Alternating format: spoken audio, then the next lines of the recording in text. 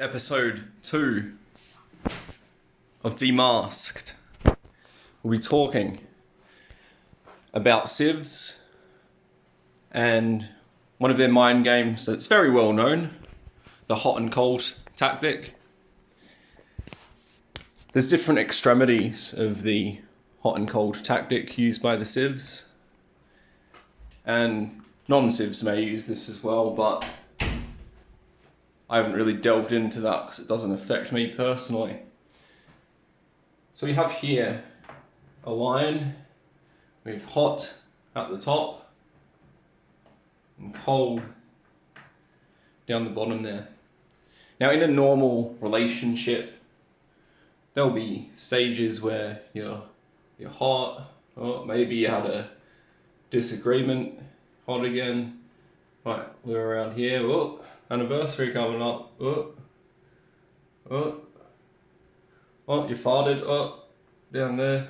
Back up again because, I don't know, you did something good.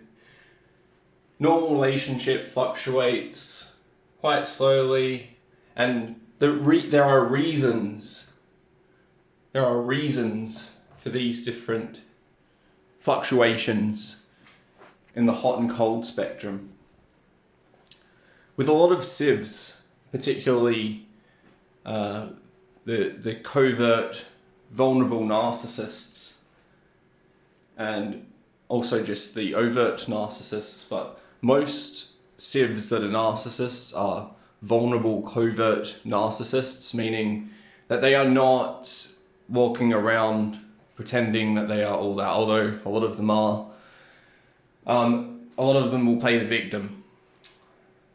Obviously. They aren't actually victims. So how they do this is the covert Siv, the covert narcissistic Siv, when you're at the start of the relationship, everything will be in this hot phase. In fact, the extremity of how far up on this scale they are is a bit of a red flag, and I hate to use that term because I've seen Sivs use that term on Tinder for non-Sivs who express their dislike for dogs. So apparently not liking dogs is a red flag. So with the covert narcissistic Siv, you'll start at the pinnacle of this spectrum, and it will stay there unreasonably long, like not maybe necessarily in duration, but like if you are seeing a Siv and things are just seem to, it's like the Siv is just like too obsessed with you for it to make rational sense. It may make your alarm bells go off, but you might enjoy it. You might enjoy the sex.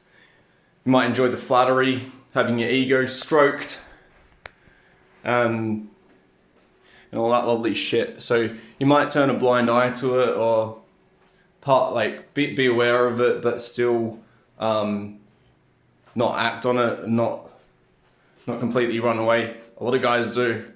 They're probably the smarter ones. I, for one, love having my ego stroked, so I generally stay there for too long. Go past the point of no return. The covert narcissist Siv will love bomb you. Gifts, sex, compliments. During this stage, they will mirror you. They'll lie to you. They'll tell you what you want to hear. They'll ask you a shit ton of questions to try and understand what you are looking for in a Siv and try and reflect that, even if it is completely inverse to their own values, personality, interests, etc. When you are in a relationship with a covert narcissist, what happens along here is, on this timeline, the non-Siv may be aloof at the beginning, kind of not texting first, kind of has their own thing going on, their own time. And as the Siv will incessantly contact you, compliment you, and all of these things, it will wear down your defenses. And after they say that they love you like 1,000 times, you might start to soften up to them. You might start to trust them. You might say it back. You might buy them expensive gifts. Now, what happens with the covert narcissist is, as soon as you go from aloof to reciprocating, they're phony love bombing, and you are generally, or should I say genuinely, reciprocating your emotions because you have been weakened to the point where you do actually feel like you love them. And then you start to give them gifts, compliment them, become more available. What you'll realize is it will go from here right down to here, often resulting in what I like to call a dummy breakup. I say this because the covert narcissist usually will attempt to hoover you, or will accept your groveling apologies, or however you may get sucked back in. The reason that they do this is because you have now reciprocated. You've over-invested in them to the point where down here you feel like an idiot. They've devalued you by basically taking you, boosting up your ego as much as they can, and then trying to run it into the ground. They do this in order to try to assert control over you, to try and get what they want. A lot of the Sivs, they want the same thing that Golem wants, actually, a ring. They want maybe to be in a open relationship. And yeah, that's pretty disgusting in my opinion. But what they want is to basically use this as a power advantage over you. They never had true feelings for you.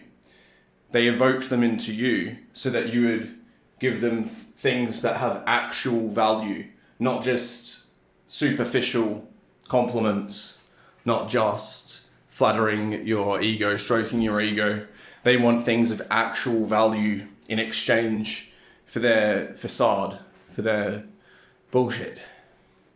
And when you realize, a lot of guys don't realize they're being played here. I usually do, been tricked a few times. But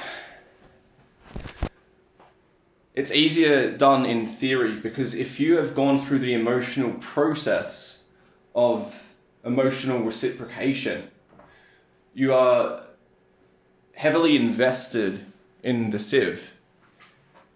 And to just walk away is difficult, although it is what you should do. Whether it is a dummy breakup or a real breakup, you should just end it there. And I wouldn't even reply in the future.